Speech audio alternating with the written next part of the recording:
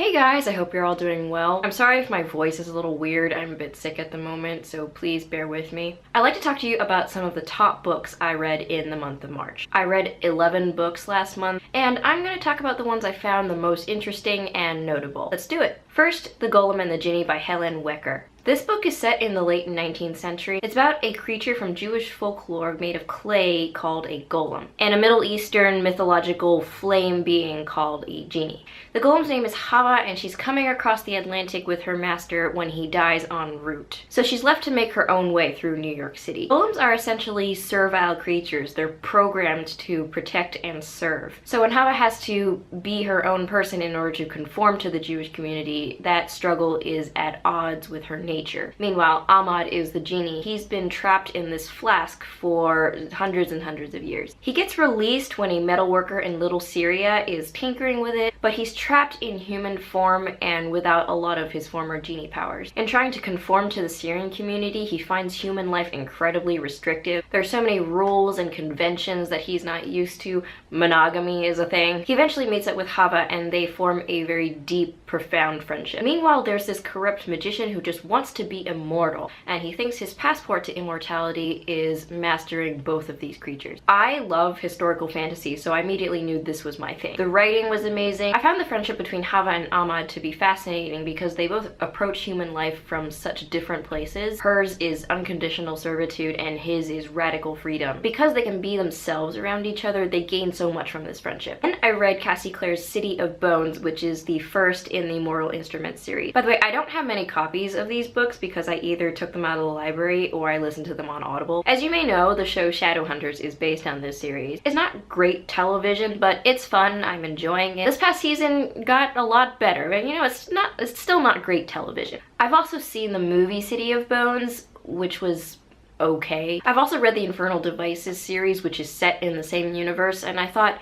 gee, I should probably read The Mortal Instruments. And it's a good book. It's well written and everyone's voice is so colorful and real. The world building is so intricate and there are details that you get out of it that you wouldn't get from the show or the movie. It was a little info dumpy at times, but there was so much to set up and establish. All I gotta say is, if you watch the show or you've seen the movie, read this immediately because it is leaps and bounds above either of these renditions. Next up, Illuminae by Jay Kristoff and Amy Kaufman. I don't know where to start with Illuminae. It made me feel so many things. Essentially, it's a space opera set on a group of spaceships escaping from a planetary invasion by a corporation, and these characters Katie and Ezra are at the center. There's a very scary AI consciousness that has a mind of its own. There's also a zombie virus on the loose. It's told in an unconventional epistolary format, so you're provided with government documents, emails. It took me some time to get used to this format, but after that I enjoyed it immensely. I feel like if I talk about it too much, I'm ruining it because this is a reading experience like no other. I finally got around to reading Crooked Kingdom by Leigh Bardugo, which is the sequel to Six of Crows. If you didn't know, Six of Crows is a heist novel set in Leigh Bardugo's Grisha universe. So it is fantasy, but the nuts and bolts of the plot have very real world circumstances. Almost in the same way Game of Thrones has fantasy, but it's really about the politics and intrigue. So in this series, you have 6 young outlaws, each with their own distinct culture and backstory, and they will do any manner of illegal things for the right amount of money. In the first novel, they pull off a really dangerous heist. The Crooked Kingdom deals with the ramifications of that. This may not be the coolest fantasy universe I've ever seen, but it definitely benefits from being a very character-driven story. Each person in this squad of 6 has moral complexities and dilemmas that play into the plot. My favorite character was probably Kaz Brekker. His inner conflict between keeping an objective perspective of the actions that need to be taken and his vulnerabilities. He's great at being level-headed, but sometimes you can see that eroding a bit when someone hits him too close to his weak spots. And of course, he's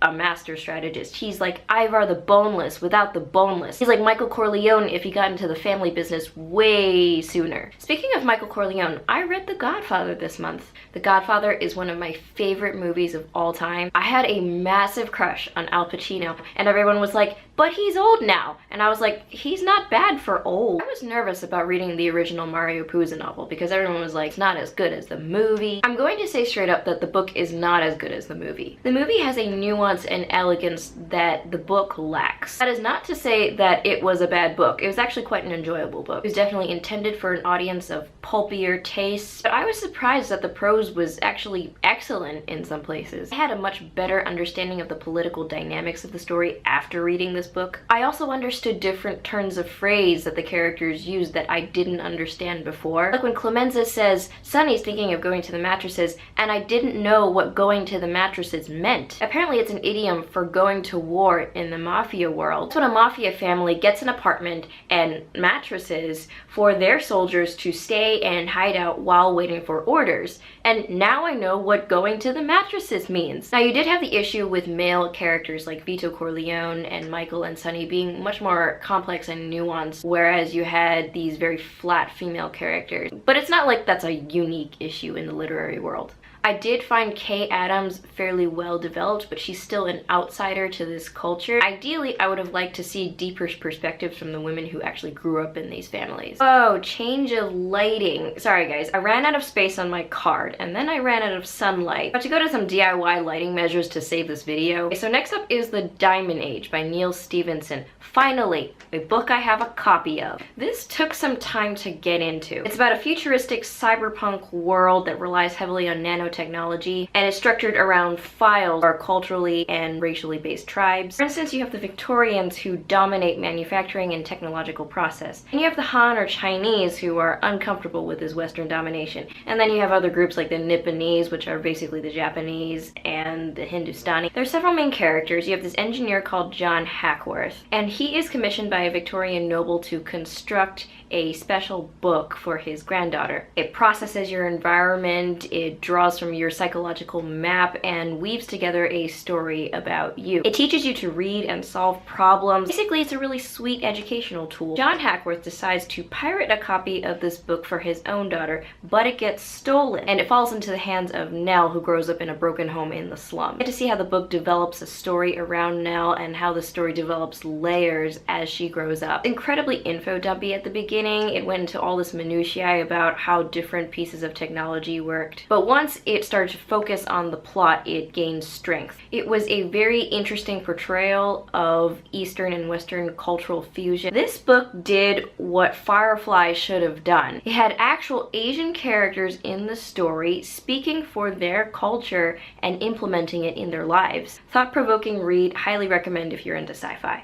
Finally, I reread The Fellowship of the Ring. My childhood was built around the Tolkien universe. And yes, there was Harry Potter. Harry Potter's great, but I made my bones as a fantasy reader reading The Lord of the Rings. I wanted to periodically reread the trilogy, so I listened to the first book on Audible. Like the more times I read this book, I find more things to love and also more things to critique at the same time. Obviously, as a more seasoned reader now, I can acknowledge the pacing issues, the lengthy prose, and some of the dialogue, and of course, the lack of active female characters. But also, I find myself identifying so much with certain characters. Pippin is one of my favorite characters in the book. His process of growing up and being an active figure in his own right is so entertaining and moving. I felt so much for the dwarves in the story this time round because they remember their former glory and they want so bad to reclaim it. They're constantly in this state of nostalgia and sadness. I'm sure fantasy has taken leaps and bounds since these books came out, but it doesn't mean they're not still important. Those are my top reads from March. Did you read any of these books? What did you read in the month of March? Comments below, subscribe if you haven't already, and I will see you soon.